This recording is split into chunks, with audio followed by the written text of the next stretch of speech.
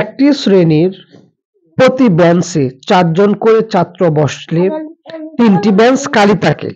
আবার প্রতি বেঞ্চে 3 জন করে ছাত্র বসালে 6 জনকে দাঁড়িয়ে থাকতে হয়। ওই শ্রেণীর ছাত্র সংখ্যা কত?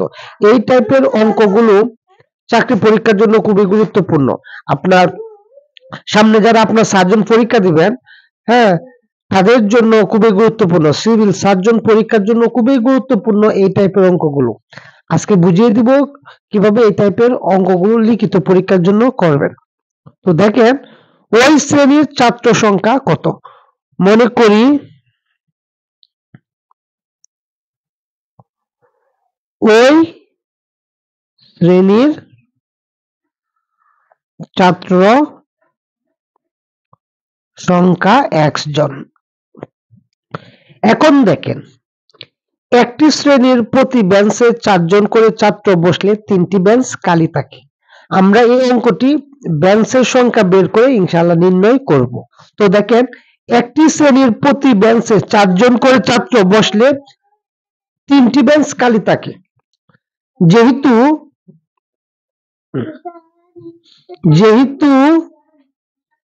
একটি শ্রেণীর প্রতি বেঞ্চে 4 জন করে ছাত্র বসলে 3টি বেঞ্চ খালি থাকে। সেহেতু বেঞ্চের সংখ্যা হবে x/4 + 3। আমি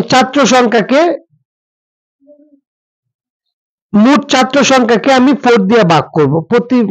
আমি প্রতি বেঞ্চে যতজন বসাই আর যে বেঞ্চ খালি থাকে ইহা যোগ করব, তাহলে বেঞ্চের সংখ্যা পাবো। আবার দেখেন, প্রতি বেঞ্চে 3 জন করে ছাত্র বসালে 6 জনকে দাঁড়িয়ে থাকতে হয়। আবার যেহেতু প্রতি বেঞ্চে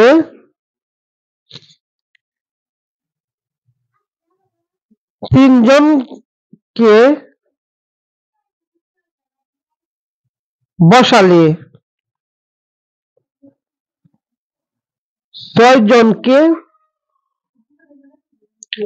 দাঁড়িয়ে থাকতে হয়,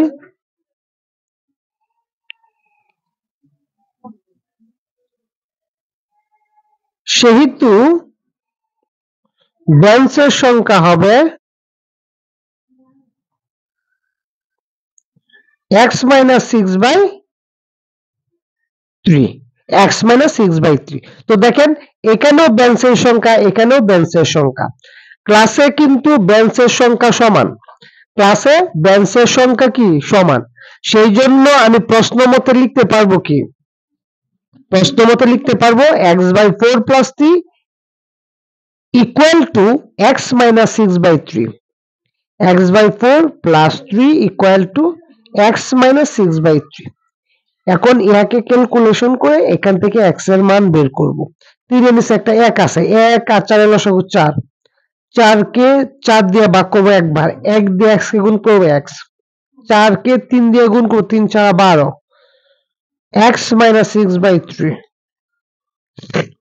4 দিয়ে x কে গুণ করব 4x, 4 দিয়ে 6 কে গুণ 4 × 6 = 24। 3 দিয়ে x কে গুণ করব 3x, 3 দিয়ে 12 কে গুণ করব 3 × 12 = 36। 4x ইহা প্লাস, এদিকে আসলে -3x, 36 ইহা মাইনাস, ওই পাশে গেলে +24। আপনার এখানে একটা বিষয় মনে রাখবেন, সমাধান করার সময় মূলের মান বাম দিকে, মূল মানে কি, যার মান আমি বের করব, x এর মান বাম দিকে রাখবো এবং সংখ্যার মান ডান দিকে রাখবো। 4x থেকে 3x বিয়োগ করলে x থাকবে, 36 আর 24 কত? 7। তাহলে দেখেন, আমাকে বলছে ওই শ্রেণীর ছাত্র সংখ্যা কত। আমি ধরে নিয়েছি ওই শ্রেণীর ছাত্র সংখ্যা 1 জন, x এর মান পেয়েছি কত? 7। তাহলে ওই শ্রেণীর ছাত্র সংখ্যা কতজন? 7 জন।